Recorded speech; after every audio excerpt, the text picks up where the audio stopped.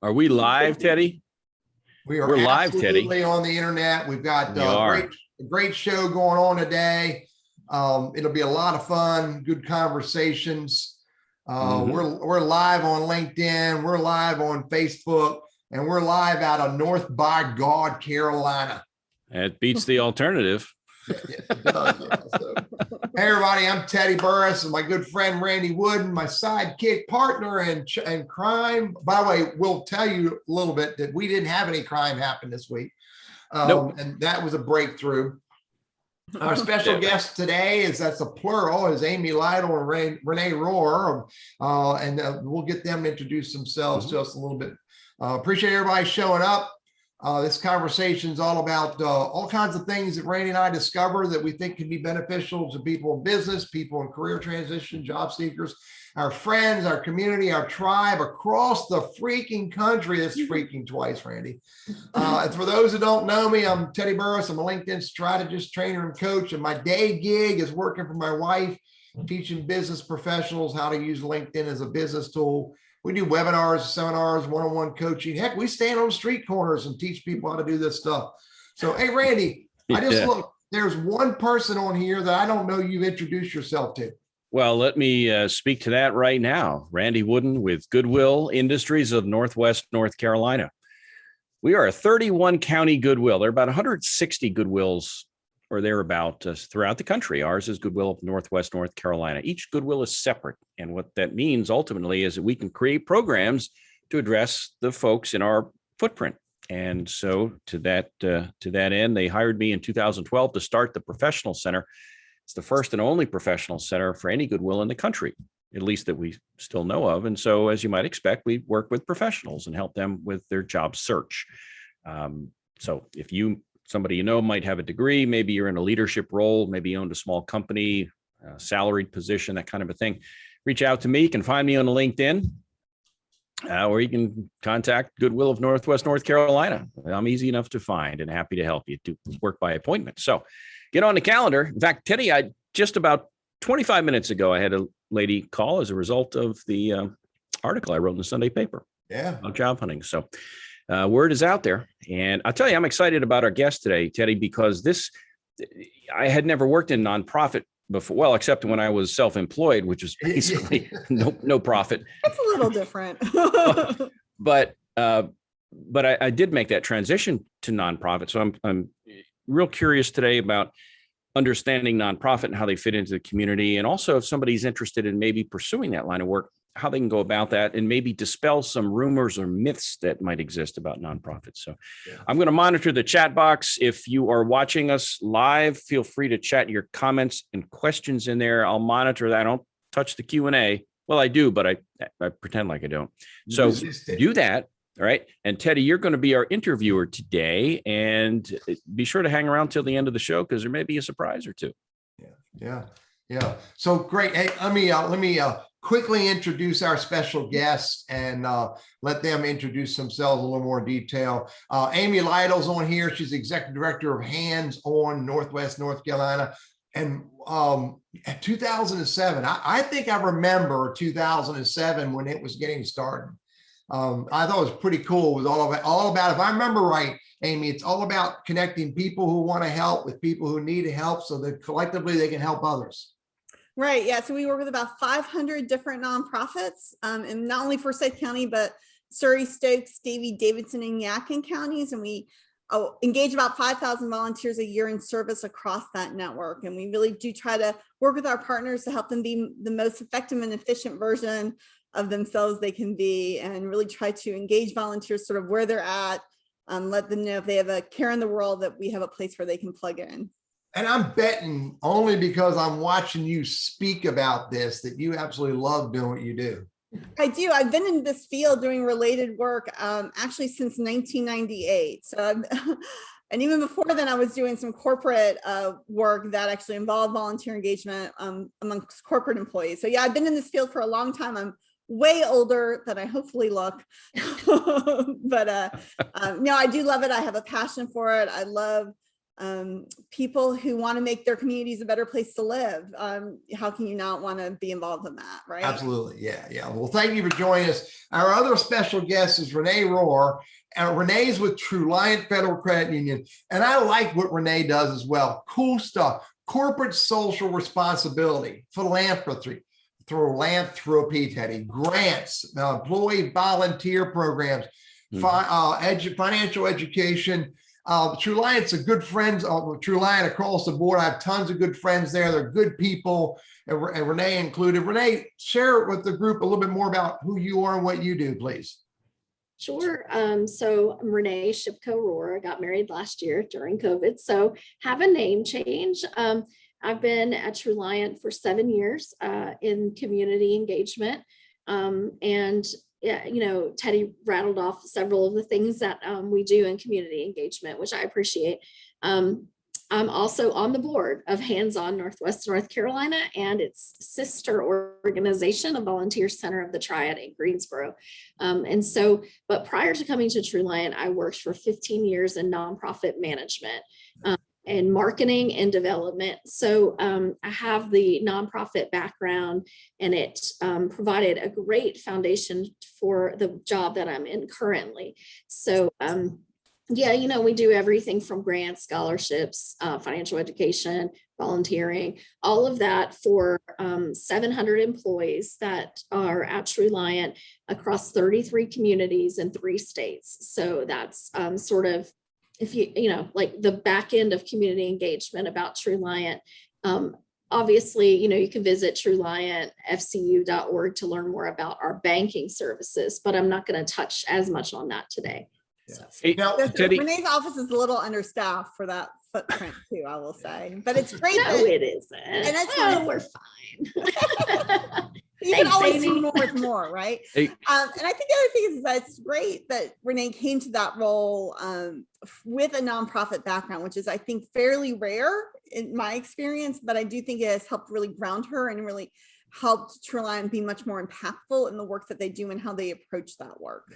Yeah. Randy? Yeah, I want to interject here. We do this every week. Every week, I usually lead off the questioning with the why question.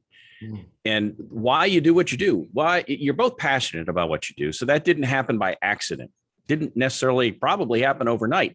Let's start, Amy, with you. Was there a single instance, an occurrence, something that impacted you, or was it maybe more a series of events that lit that fire and said, man, this is where I need to be, and I really love what I do? What's your why? Well, I come from a long line of people who, were a family that was involved in volunteering and service and sort of always involved in nonprofits and giving back.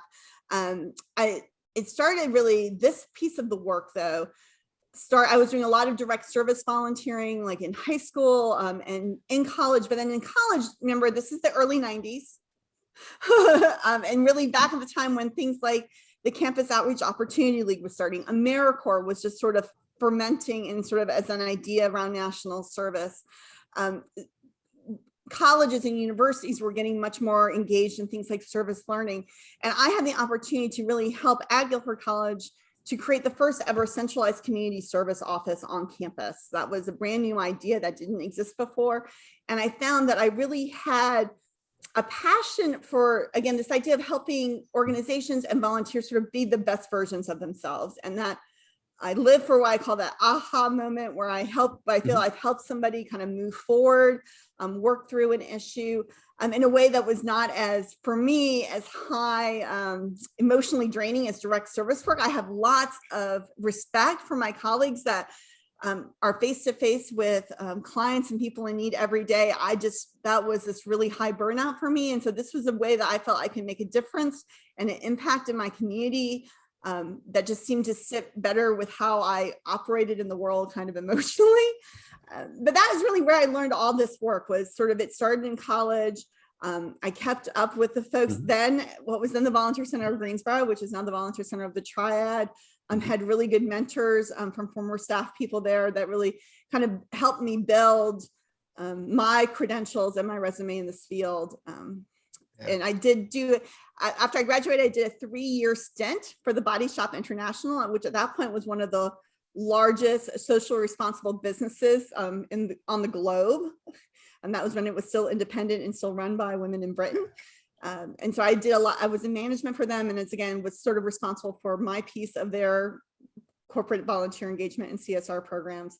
But it all started with family. It all started with family, exactly. Started from the home. And that kind of ethic of service and ethic of helping one's neighbor. Yeah. Yeah.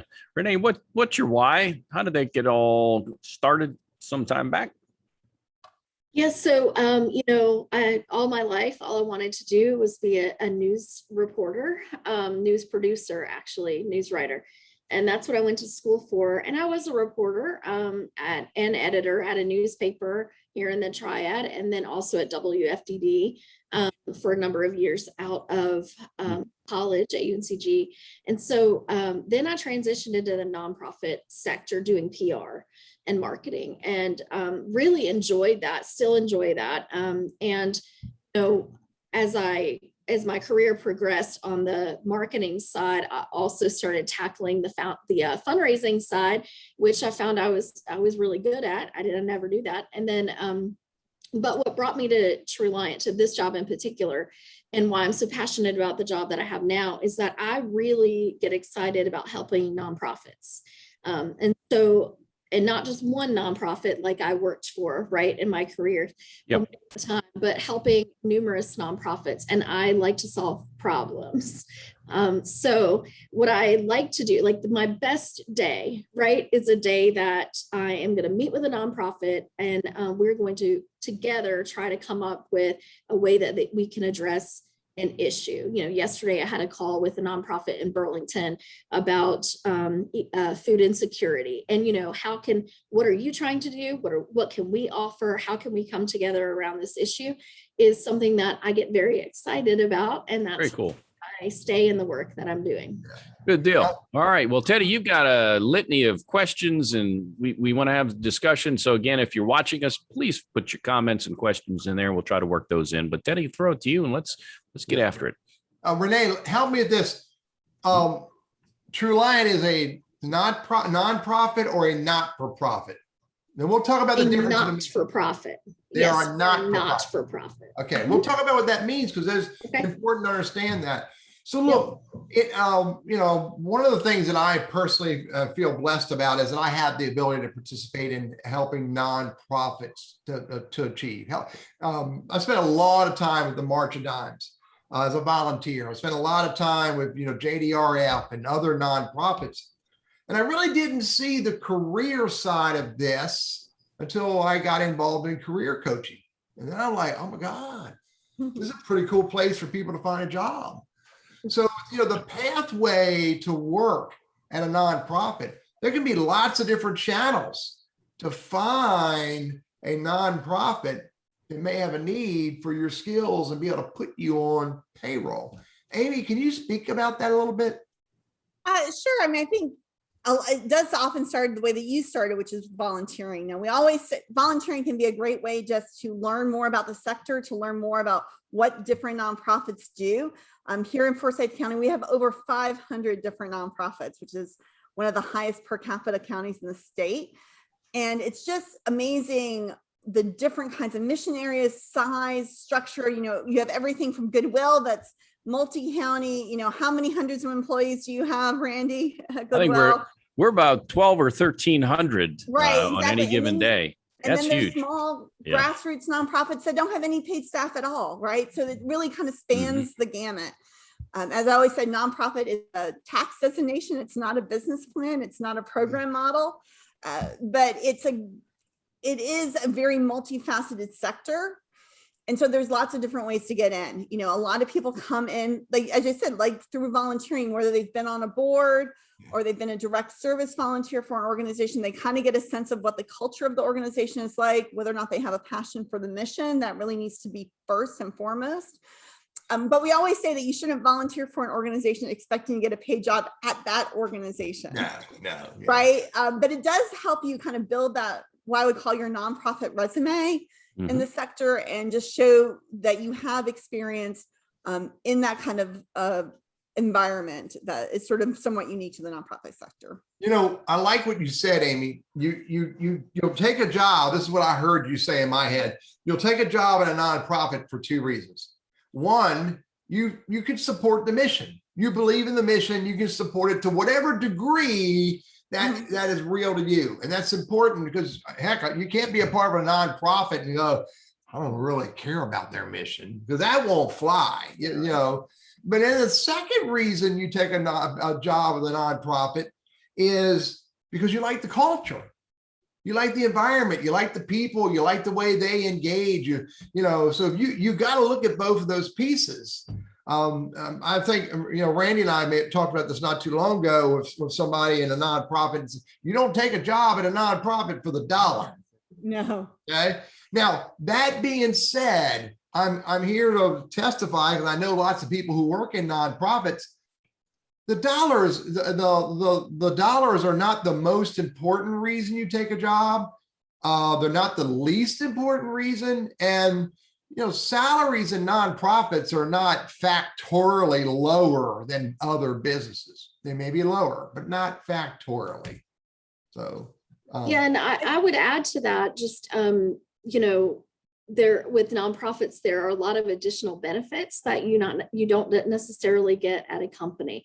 Example, when I worked at Old Salem for 8 years, we received 2 days off every month. Like, that's how our PTO worked. So if you add that up and you carry that over, I mean, for someone who, and Old Salem, it pays well, right? So for someone who wants to work in that sector with that flexibility, it can be a great option for you, even if you're in HR or finance or, you know, collections, obviously, if you're a curator, but even the back office jobs like IT and those types of things. Randy knows I just yesterday worked with the IT person over at Goodwill on a donation, and you know, those jobs are available at a lot of the larger nonprofits, and you can sometimes get better benefits in the form of more flexibility, and even sometimes better actual health and vision and those types of things,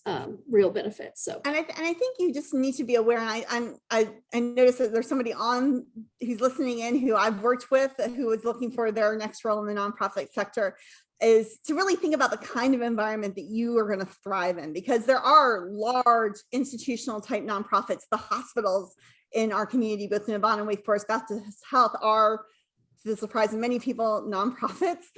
You know, folks like Goodwill, the Red Cross, these kind of larger nonprofits with larger footprints are going to be more structured, right?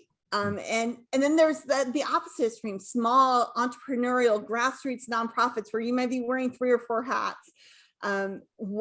Really knowing kind of what culture you want to thrive in is very helpful, especially if you're thinking about a career in the nonprofit sector.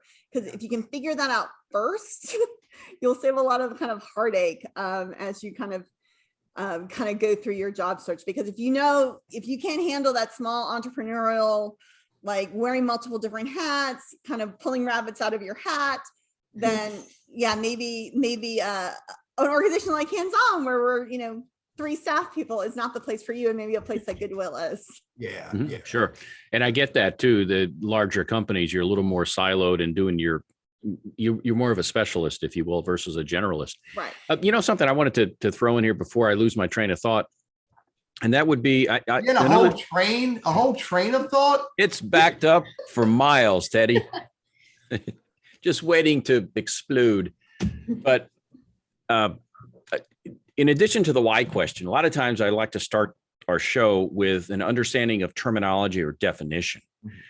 And we kicked around the term nonprofit and not-for-profit. And I'd wager to say majority of people on this call don't know the difference. They just think it's just how we say phrases. But I understand from you that they are different. Could you explain for our viewers what those differences are so that they can use the wording appropriately? Sure. So a nonprofit organization, which we've referenced many on the call already, they are formed for a public good. Okay, so whether it's a hospital, whether it's a university or a group like Hands On, they are obviously they're run not to necessarily earn a profit, but the rationale behind what they were formed was to benefit the public good. A not-for-profit, which is very similar, and it could be even seen as a subtle difference, but it's an important difference to make. A not-for-profit organization is an organization that runs not to make a profit, but there isn't any rule that it has to benefit the public good.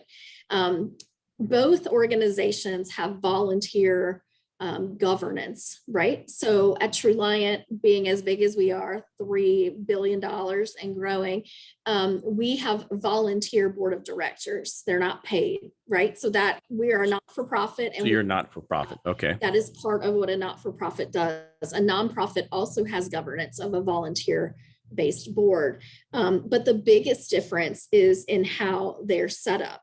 So most of your food insecurity, your health and human services, all of those guys are going to be nonprofits. And then there's groups like us that are not for profit, because we take all of our profit, any profit that we do make, and we reinvest it back into the company. And that's really essentially one of the key differences between a not-for-profit and a nonprofit. But it's not as a private company where you would have the same thing where you keep, in other words, you don't have shareholders. Right. Correct. And so what designates, go ahead, Amy. I'm sorry. At the end of the day, in both cases, none of the money ends up in individuals' pockets, right? Right. The money that's left over gets reinvested into the mission of the organization. The other piece of it I like to think about is not-for-profits like Truliant, like the National Football League, like the Green Bay Packers, are really organized around the benefit to their members, right? Yes. It's sort of there's a benefit there, but it's to a much more exclusive group than this kind of public good that 501c3s. So another good example would be most chamber of commerce are not for profits, because they're set up to benefit their members, not necessarily. I mean, surely there's a greater good to what a chamber of commerce does in a community, and I don't want to disparage their work in any way, but that's another good way of thinking about it. Are they benefiting the public at large, the community at large, a wide number of stakeholders? Are they really kind of looking a little more narrowly in terms of why they were set up? And so, for an example, just real quick. So Goodwill, the hospitals in the area, those are nonprofits because they serve the greater public good. And then when you have entities like Truliant and others, you mentioned that Greater Winston and such, those are not for profit. So interesting, because I've heard those two terms and I kind of thought I knew the difference, but I would wager to say a great majority of people either don't know or don't care. They just use them interchangeably. Well, and another key difference in terms of people do use them interchangeably, but another key difference is that you can make a donation to a nonprofit and it's tax deductible. You cannot make a donation to Truliant and get a tax deduction for it. Because we reinvest our money back into people who own us. Good. Thanks for explaining that. I appreciate that. Teddy. There's your tax law information lesson for today. That I'm way past tax law, way up here with me. Okay. All of that being said, I would not compare, personally, Teddy Burriss speaking, would not compare Truliant to the National Football League. And because but people are surprised to learn that they're not. I get that, and I also know that Truliant as a not-for-profit absolutely invests a lot of time and energy serving the community. Oh yeah. Yes. We do, and we take great pride in that. That is our fundamental principles of this credit union. We have 5 core principles, and community is one of them. But I will say, even a smaller credit union, like one that only has one branch, right, that exists all over the country, they're all not for profit. Anything that's a cooperative, right? So that membership. Anything that has a membership is going to be a not-for-profit. So as we're looking at nonprofits / not-for-profits and how to be involved in them, and Amy, you alluded to this, they need all the same skills that every other organization needs. From the front desk receptionist to the you know, the HR, payroll, accounts payable, accounts receivable, you name it, you know, technology, customer service, marketing, PR. There's no limit to the amount of resources that nonprofits need. Right. No, I mean, all the same, as I said, there's sort of these kind of two pieces. There's sort of what I call the public facing side of most nonprofits. And that's really where you're going to have your program subject matter experts, right? That's where you're going to have people who are really steeped in whatever the mission area is of that nonprofit. But then all that back end stuff, marketing, communications, IT, HR, those financial pieces all have to exist as well on the back end. And those are very transferable skill sets. When I always talk to folks who are really kind of thinking about a nonprofit job search, especially if they're coming from the corporate sector, have not had a lot of experience in the nonprofit sector, is to always think about kind of two things. One is it really mission area that's motivating you? So I have a colleague who spent almost her entire, like probably 15, almost 20 years of her professional life in sort of the conservation, environmental activist kind of world. And she probably held every job. Like she held advocacy jobs, she held marketing, she had a degree in math, so she did the analytics and financials and all this kind of pieces. So she was very flexible, but was really like, this is my mission area, this is what I want to do. Yeah. The other side of that is be like, I have a skill set. I'm really good at marketing. It's sort of like what Renee said. I write, I understand that marketing and PR world. That's the skill set. And I'm relatively flexible about the mission area. Like I want to do good work and I want it to be meaningful to the community, but you know, it's not just, I have to be with animals or I have to be environmental work or I have to be with, you know, people who are working on hunger and homelessness. You know, that's a very, again, that's a piece of differentiation, a piece of clarity that can really help somebody on their job search, right? Because then you kind of know, what am I looking for? What kind of organization should I be looking at? What kind of jobs should I be looking for? Randy? To sort of play the flip side of this, and it goes back to nonprofits not paying what, let's say, corporate America might pay. So if I'm a kid coming out of college at this point, or I'm somebody who doesn't have the pedigree from the great school, or I don't have the grades, or I don't have the great work experience, maybe even if the mission isn't something I'm all that passionate about, but I need to build my skills and I can't command the kind of pay I could get working for Teddy Burriss Incorporated, which is this global entity. So if I can't get that, I've got to get a job somewhere in my field. So maybe a nonprofit, and not necessarily the customer facing, like with what I do at Goodwill, but I'm talking more about the HR, the accounting, those transferable areas. Maybe nonprofit is your entry point to start your career. Yeah, although I do want a little caveat to that. I think nonprofits do incredibly important work in the world, and they deserve to have the best and brightest work for them as well. Not just best and brightest should go to nonprofits, not just to hedge funds. So not to say that it's sort of a place where people should go if they can't kind of cut it in corporate America. I just want to make that. I'm with you, but let's be real about it. If I keep getting no and no and no and no, and I'm a kid coming out of college, I need to start my career somewhere. And so I'm going to go where I can find work. And you know what? I may find that I love the mission. I just didn't know enough about it. Right. And that happens a lot with people who say, it never dawned on me to think about nonprofit because, you know, I want to make money with it, but they get there and they dig it and they're like, man, like the lady you mentioned.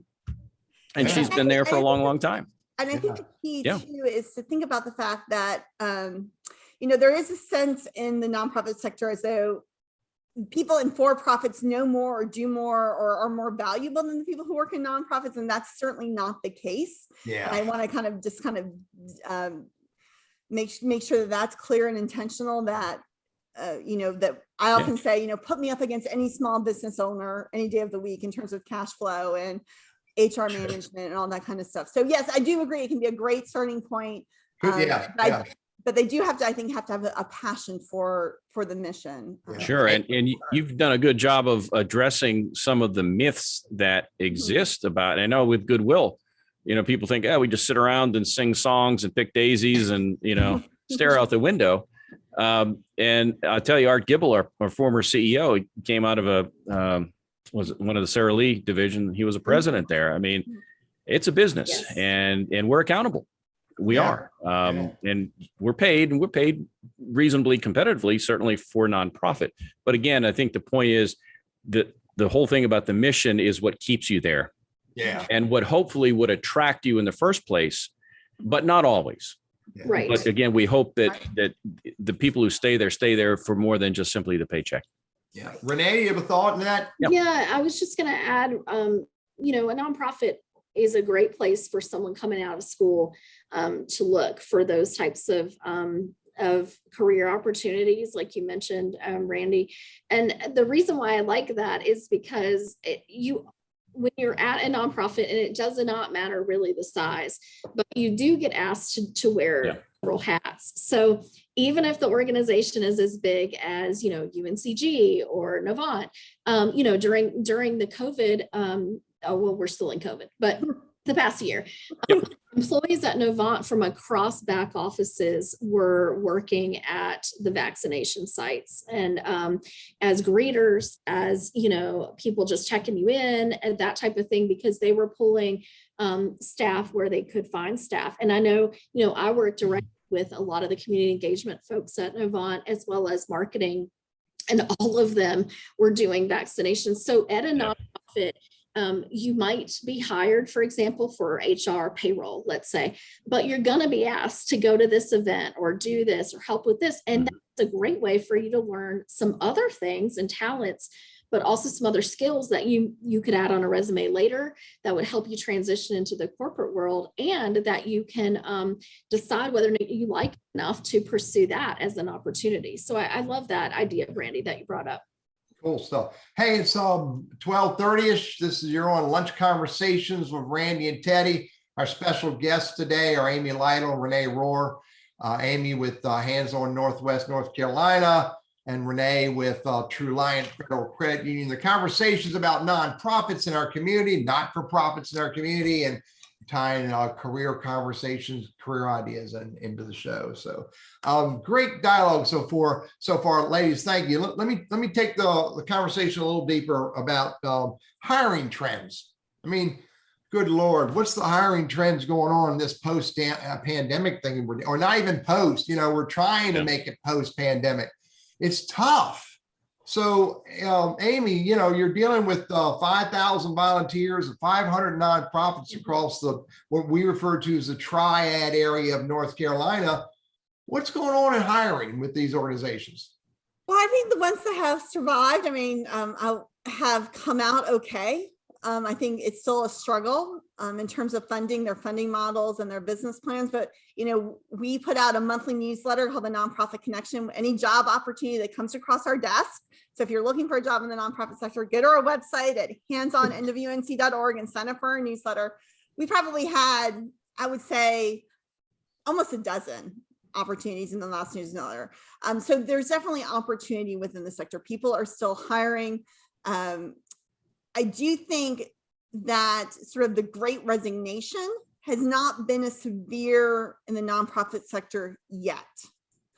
I do think that people who have hung in there for the last 18 months are really starting to see signs of burnout and just exhaustion, because they've been holding everything together with two hands and a roll of duct tape to keep their organizations afloat. So I think there is.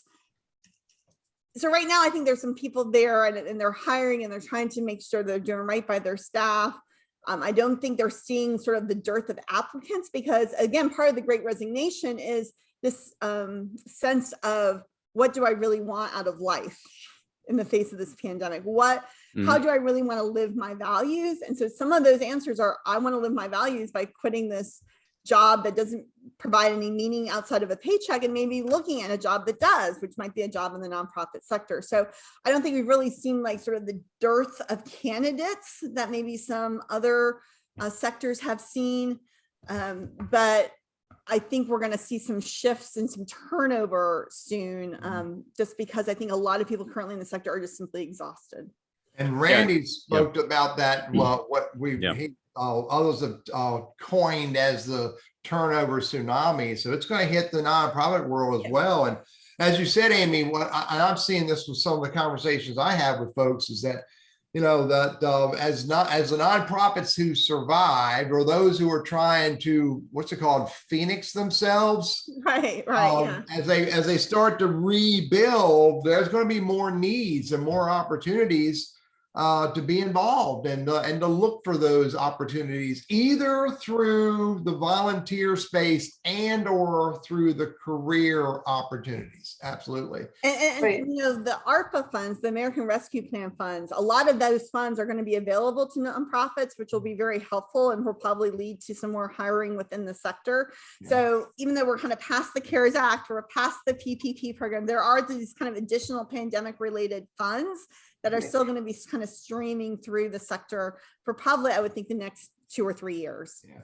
Well, and I just wanted to add for, that's something we've been seeing as well, is the organizations that, excuse me, are in the food insecurity space or directly in the health related space, or health and human services are getting some of those funds. And that may lead, or is in some cases already leading to some job growth temporarily. I think the key is, I talk to nonprofits every day that sort of have an asterisk beside their fundraising totals that say, due to COVID, saw a tremendous surge in donations, but they aren't sure if that support is going to last long term. So they're not sure if they'll be able to sustain those levels of employment. And we're not even talking about like the arts organization. Yeah, if you're talking about arts, that's totally different situations, sadly. But looking at those types of organizations, I am seeing some temporary or some hiring. I don't know if it's temporary or not, but then there's just the normal turnover that you have, right? Yeah. So for those who are in career search, and for those who have not thought about getting into the nonprofit space, one of the journeys, as we alluded to earlier, is to go volunteer. And then I would be very facetious with this little tactic: go volunteer with a pocket full of resumes. Maybe not. Go volunteer with the intent of truly being a servant. Right. This is my words that a good friend of mine taught me years ago. But as you become a servant in a nonprofit, in a volunteer role, what's some strategy that someone could use to open up that dialogue? I think basically you make it clear, and research has shown research that AmeriCorps did shows that actually volunteering is one of the most effective job search strategies you can have. Again, not necessarily with the nonprofit that you're volunteering for, but if you do a good job as a volunteer, and they know that you're kind of looking for a paid position, you will have suddenly a bunch of people working their networks on your behalf. It's really a great way to kind of expand your network in terms of people who are willing to pick up a phone or see a job opportunity across their desk and like, oh, this would be perfect for Caroline or whoever. So I really recommend that. It's also another way to keep your skills current. I think especially in the nonprofit sector, when we look at skills and experience, I don't think it matters to us so much about whether or not you got a paycheck for that skills and experience. If you ran that fundraiser as a volunteer and you raised $1 million, great. You got paid to do it, that's great too. But we really want you to know that you've been in the field, you've been in the trenches, and you've done the work, whether that's been paid or unpaid. And I think that's one thing that makes a job search kind of easier in the nonprofit sector, because you can't really do that in the for-profit sector, right? Yeah. So that is one thing that really gives it a chance to make sure that there's not a gap in your resume, so to speak, and to really either expand your skill set, get more experience in a skill set, to really make you more marketable going forward. Yeah, and I'll just add anecdotally the reason why, beyond the experience that you can gain, which Amy talked about, and I'll just say, I've been on a bunch of boards, and I've been president of some of those organizations. I am right now, I'm chair of Friends On, but I've been president of the Winston-Salem JCs, and I'll tell you that having things like that on your resume where you're like JCs and Hobie, which was a leadership program that I did, that's a national program. I have gotten questions at interviews about those items. And it's because the person interviewing me knows what they are, has been involved, had a child that went through the leadership program or has a connection. And that's, it sort of opens, like to Amy's point, not only do you have people rooting for you in the group that you're in the nonprofit that for which you're volunteering, but it also opens up a door for other people. Let's say you're volunteering at the Humane Society. A Humane Society is, people know what that is, right? So if you're applying for a job in Raleigh and it says, I volunteered at the Winston-Salem Humane Society, people in Raleigh are going to know what that is. And so it opens up the whole network for you in a way that when you're just including work, you sort of miss those opportunities. So I encourage people to put, because I work with high school students on resumes, and I'm like, they're like, we don't have any experience. Yes, you do. Have you done in school?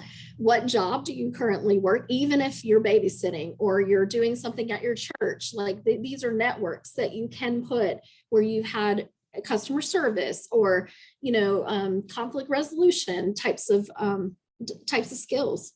Group dynamics, right? Group process, all that kind of good stuff. One of the, a guy told me years ago, I think he's dead now. His name was Dale Carnegie. I learned from my Dale Carnegie studies, is what I was supposed to say here, is that people don't care how much you know until they know you care. And one way you can show a business, this is in life, this is in business, this is in career, and job search, when they see that you are actively involved in serving your communities, that can, within the right environments, position you a little bit better off than that other competitor or that other, candidate. I got a story of a good friend of mine who he's a Boy Scout leader.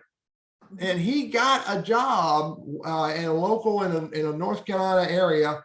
He got a job because the dude who hired him saw he was a troop leader and he wanted to know more about what troop he was leading.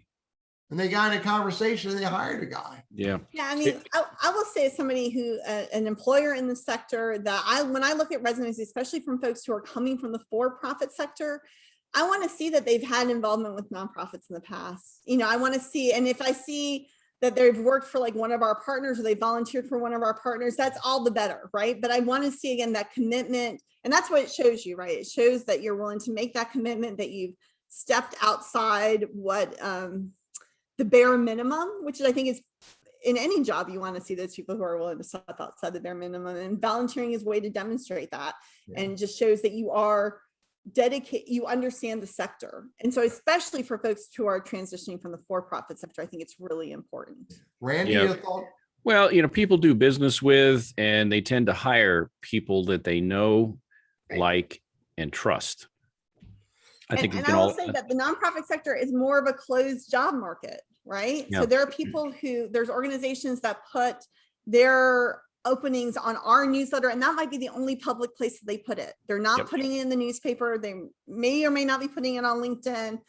They're certainly not putting it on any other paid sites, because they want to know, they want to work with somebody who's sort of already in that ecosystem. Bingo. They're already kind of coming from within the sector, whether that's as a paid volunteer, as a paid staff person, or as a volunteer. Yeah. And I tell this to my professional centered job seeking clients. It's one thing, to be reactive when you see a job opening, I want to get hired. And, you're just one of a cast of thousands that has sent in the application. They don't know, like, or trust you. You haven't built any kind of capital with them. Yeah. On the other hand, if you decide to go out and pound some nails next to somebody, they don't know you as Randy Wooden, the job hunter. They know you as Randy Wooden, who gives a crap, about the community, about helping other people. And to Teddy's point about service, and they get to see you in a different light.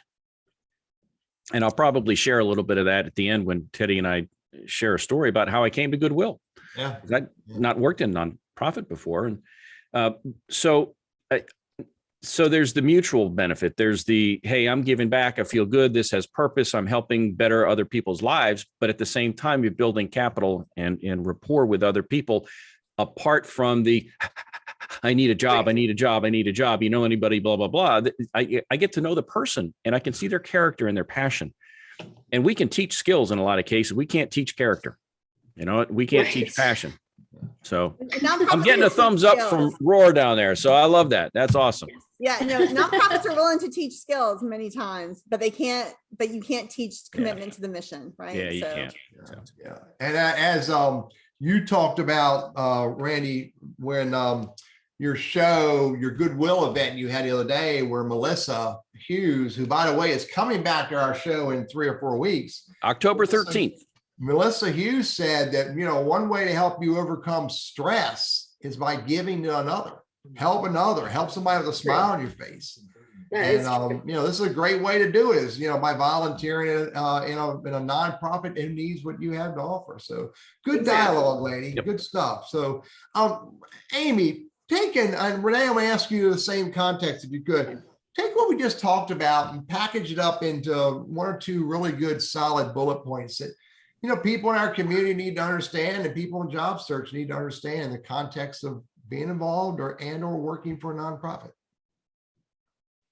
I think to volunteer is a great way to get started in the nonprofit sector if you've never worked in the sector before. I think understanding that your experience in the for-profit sector can translate to the nonprofit sector in significant ways, and to do a little research about what those career paths might look like.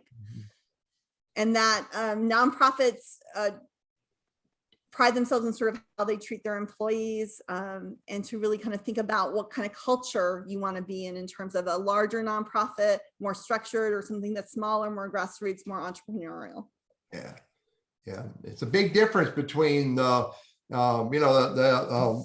name just escapes me. A nonprofit, 3-person nonprofit out of Charlotte that my wife and I do volunteer work for. Their needs are very simple, and but then again, my friends at Goodwill, my friends at True Lion, and other nonprofits in town, they have the same needs. They're just at a larger scale. Right. So, a lot of people don't think of Goodwill as a nonprofit. Because we're making money hand over fist. We get a lot of money coming in, the retail stores, but a lot of it goes out to our mission. But yeah, we are a nonprofit, and we do work. Despite a little clarity, Goodwill's retail stores are doing okay, but they're not doing what they need to do because the mission is an expensive mission. Right. Well, it is. Yeah. And I know, Renee, you're going to share a tip or two. And before we go to our Teddy and Randy little story thing here, I want to see if there are any myths, MYTHS, out there about nonprofits that you would like to dispel, because there probably are several of them. And I think it's good to go in with your eyes open if that's something that you think might be of interest, to kind of understand what it is and what it ain't. So what you got, Renee? One of the points I was going to add is actually maybe sort of feeding into a myth. And it's one of the reasons why I enjoy working at True Lion is I know I have worked for some smaller profits in the past, and I realized that I really needed structure. And the myth out there is that, nonprofits, we just, do whatever. And we sit around, like you said, and pick flowers, and then occasionally, give out food or whatever. That is not, in fact, it's actually the reverse of that. I have always felt that I worked longer hours, not necessarily harder, because I work hard. The hardest I've ever worked is here, probably. But we'll go with that. Nice rebound on that one. Yeah, with you. I worked much longer hours in nonprofit days. And that's not because someone told me, that's because I was, really connected with the mission. But one of the reasons why I joined a larger not-for-profit is because I enjoy the structure, right? So we are run like a business. And I think that's something to think about is like Amy mentioned, what type of, what you're passionate about, obviously, and then also what type of environment that that you thrive in. And this was an environment that I knew that I thrived in. And also, when you look at a nonprofit, I want people to really remember that there are all the same jobs at a company that are done at a nonprofit. And sometimes they might be outsourced, but a nonprofit needs all the same jobs. So if you have customer service or retail or HR, or I know we talked a lot about HR, but even like, at True Liant, we have lawyers and project management and all sorts of different careers that people don't even realize are here.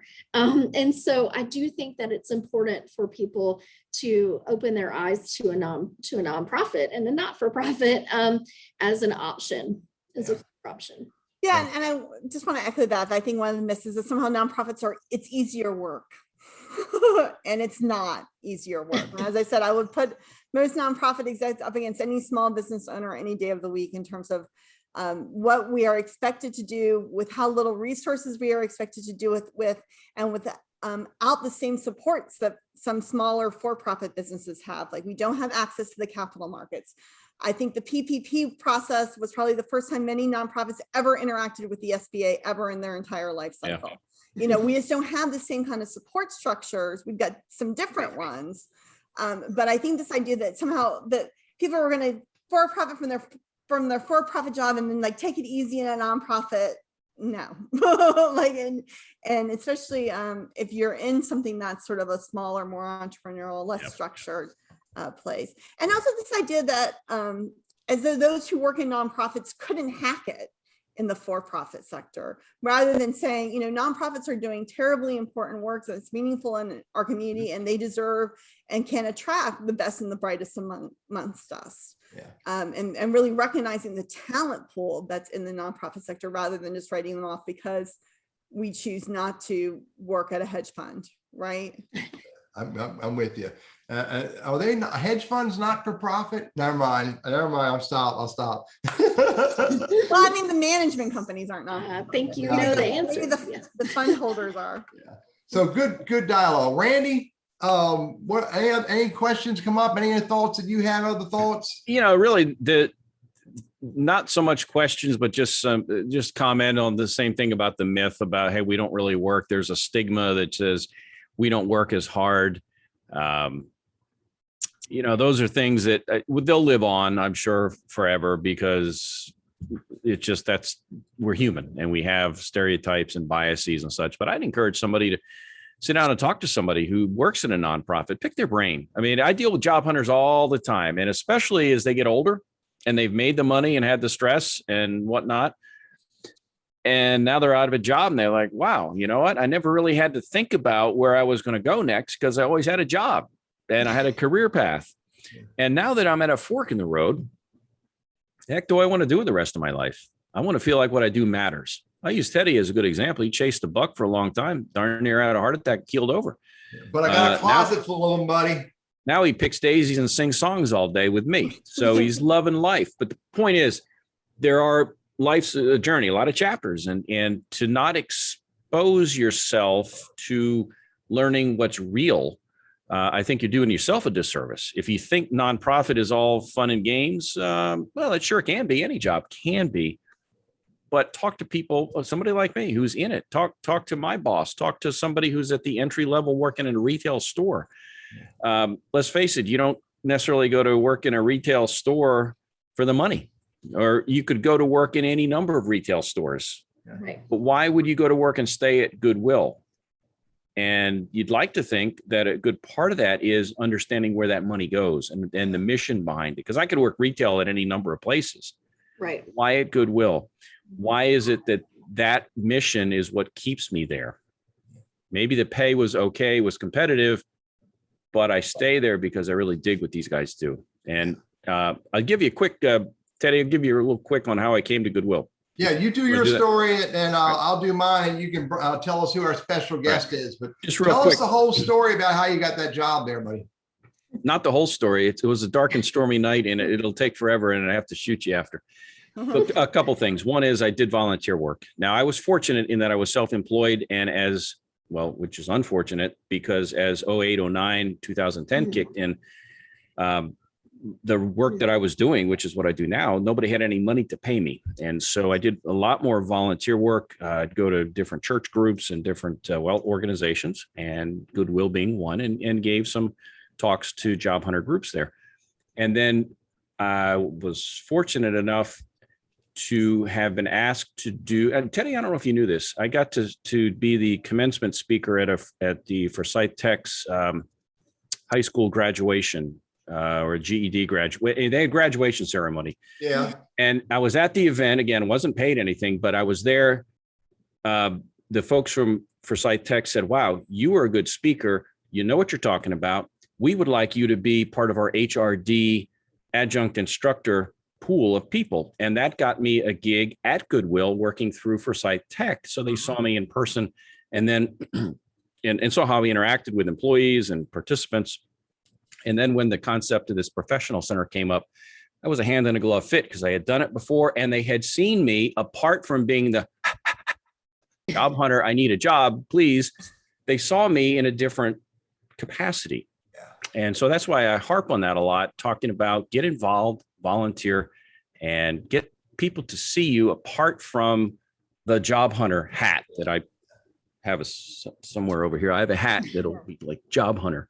So there's my story, and I'm sticking to it. Great story. Yeah. True story. I remember that. True story. I remember parts of that journey, buddy. I was in, you and I were hanging out a little bit, bumping into each other a little bit more, along the way as you were starting up, your volunteer work and your HRD work and, and the Goodwill work. Hey, here's my story. Those of you who know me know that may have heard me say this. My most important asset in life is my network. I differentiate my assets from my morals and ethics and all that stuff. That's another package of stuff that makes up this freaking thing called Teddy. But my most important asset in life is my network. And I really treat it with the greatest respect, and I work at developing it as best I can. And I'll tell you that there's a model that I put together that my network is made up of 3 groups. It's the group of people who are my friends and drinking buddies and cut up and laugh and joke buddies, okay? And some of the people on this screen are a part of that, Then I got my business, the people that, I pay money to, they pay money to me, the people I do business with and, bi-directionally. Ooh, I just used a really cool word, Randy, in that context. Bi-directionally? Bi-directionally do business. Transactionally, yeah. 6 syllables, man. Oh, Lordy. And then I got what I refer to as my community. My community. These are the friends, these are the people who I did volunteer work. These are the people who, run nonprofits that I help. What is really fantastic, I almost said freaking Randy, what's really fantastic is that my life, my friends, my business, and my community networks have overlapped to the point that stuff in the middle are my real friends in life that I do business with, I do volunteer with. I go hang out with them at baseball games and other places. And you got to look at that. You've got to incorporate that community part, that networking part. You got to build that. And as you build that and you truly act as a servant, you can morph them together and be a much richer network. That's my story, Randy. It is. Hey, excellent story. I'm going to tease about what's coming up next week. I'll throw it to you to wrap things up. So here we talked about nonprofits this week. And so learned a lot. Next week, we're going to talk about for-profit stuff. And we've got a couple of, actually 3 guests. We're going to have Peter Marsh, Flywheel. A lot of folks are familiar with Peter, business leader in the community, and he'll talk about co-working space. Teddy, I know you were part of Flywheel for several years there. Good place to hang out. What is co-working space? How is it growing, and how is Winston-Salem and the Forsyth County positioned to grow in that area? So there's that. I guess, again, triad, the whole deal with COVID and everything else, people working remotely. But then we'll have 2 people from Greater Winston-Salem.